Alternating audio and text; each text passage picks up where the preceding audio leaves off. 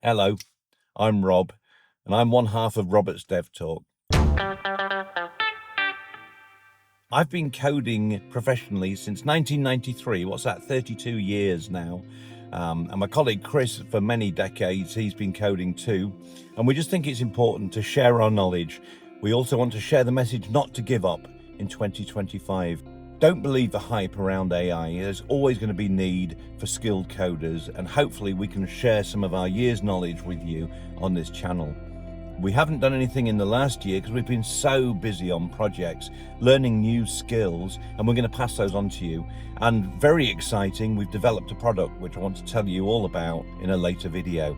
But in the meantime, if you haven't done already, please subscribe and hit like. We're going to be doing all kinds of subjects. Chris, he's been looking a lot this year in SQL, Vue, Angular. Myself, I've been doing mobile development, SwiftUI, React Native, as well as ReactJS, of course, Tailwind styling, all kinds of stuff. So if there's anything specific you want to learn about, please stick it in the comments. If you haven't done already, please subscribe and hit the like button. And we're really looking forward to helping you with some tutorials during 2025.